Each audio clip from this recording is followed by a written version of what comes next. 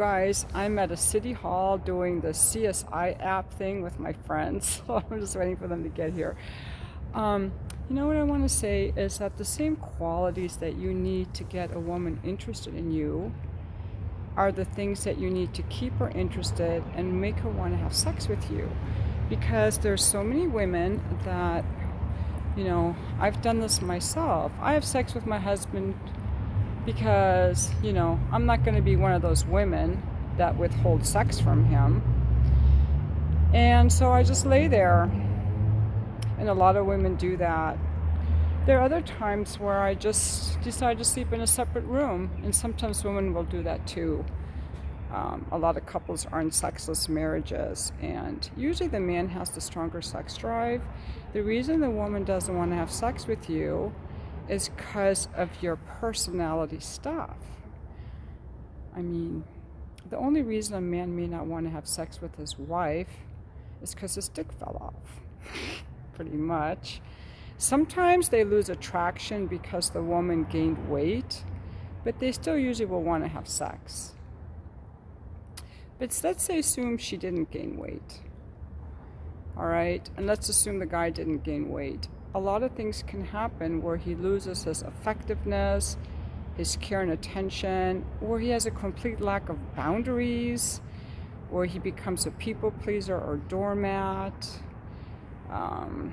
He loses his strength, his inner strength, his emotional strength. Like for a woman, the things that we need to want to fuck you vigorously with passion and lust and desire have to do with the qualities, your inner qualities.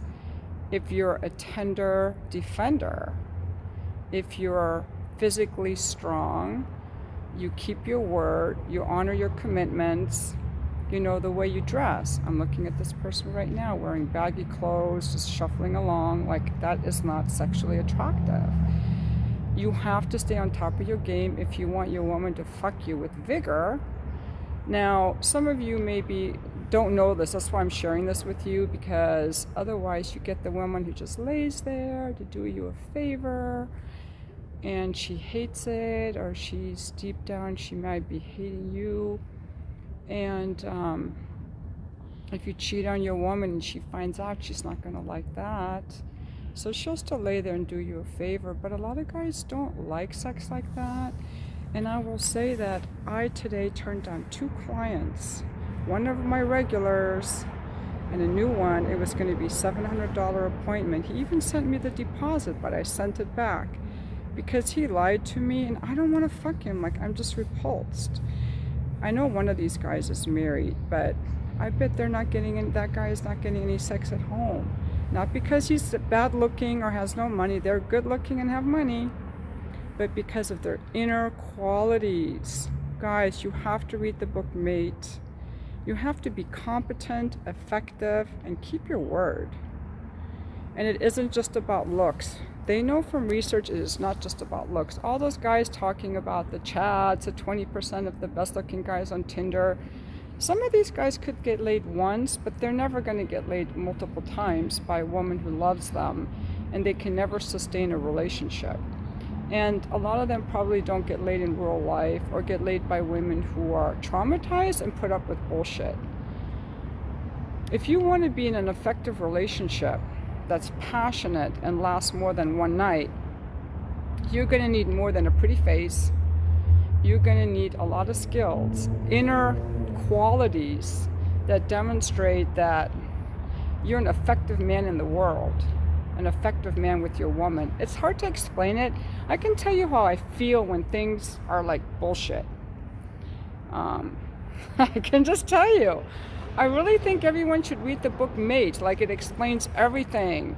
And when any of those things are off, I automatically feel repulsed. Like, you say you've seen me before, but you haven't. You forget a boundary, and you act helpless, you act weak. Like, those are all repulsive.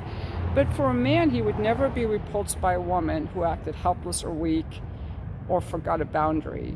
This is why I'm teaching you. I just love that book. Anyway, thanks for watching my video. Have a great day, everyone. Oh my God, you guys, I had the best time at this event with these people. that my friend introduced me to. Oh my God, at the best time. It's called Clued app. And we had to solve this crime scene by walking to different locations as a team. And there were so many teams doing it. It was super, super fun. I'm so glad I did it. It's the most fun I've had in months.